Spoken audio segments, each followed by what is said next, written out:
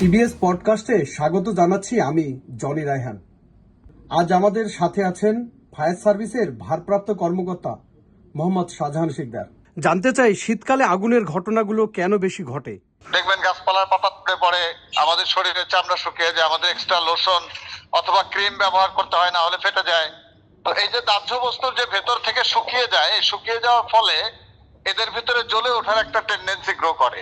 অর্থাৎ fire chemistry of fire বলে যে অন্তর্দাহ যদি শুকিয়ে যায় দাহ্য বস্তুর ভেতরের অংশ, তখন এটা জ্বলে ওঠার মতো একটা পরিবেশ এর নিজের মধ্যে জেনারেট করে।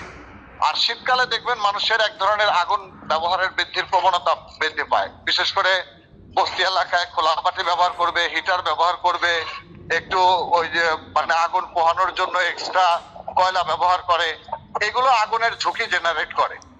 ইভেন যে সমস্ত জায়গায় দাহ্য বস্তু চাপা দেওয়া থাকে, ওই গেলে শুষ্ক মৌসুমে যেমন ভেজা ভেজা থাকে, শীতকালে কিন্তু এটা একদম শুকনো গরম গরম হয়ে থাকে। ফলে মানুষের অসাবধানতা, অসচেতনতা এবং সতর্ক না থাকার কারণে আগুনের দুর্ঘটনাটা শীতকালে আমরা দেখেছি একটু বৃদ্ধি পায়। অগ্নি দুর্ঘটনা কমাতে ফায়ার সার্ভিস কি ধরনের পদক্ষেপ নিচ্ছে? 2023 সালের জানুয়ারি টু ডিসেম্বর দেখছি যে 24,000 প্লাস অগ্নি দুর্ঘটনা ছিল। দৈনিক গড়ে ছিল হয়তো 70টার মতো। কিন্তু শুধু ডিসেম্বর মাস বা জানুয়ারি ফেব্রুয়ারি মার্চ এই শীতকালটায় ছিল শতকরা প্রায় মানে এই দুর্ঘটনা দৈনিক 100টার মতো বৃদ্ধি পেয়েছে গড়ে।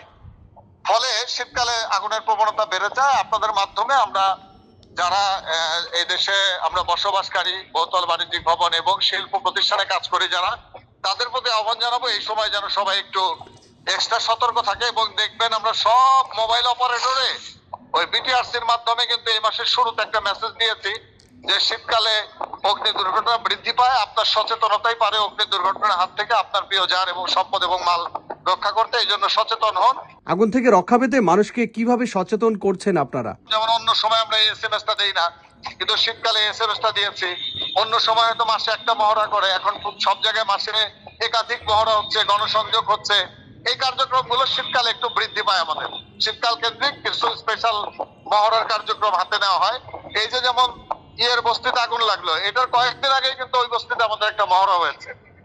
এই কার্যক্রমগুলো, মানুষকে সচেতন করার কার্যক্রমগুলো আমাদের বৃদ্ধি পায়। শীতকাল আমরা বৃদ্ধি করি যেন মানুষ সচেতন হয়, সাবধান হয়। ভাই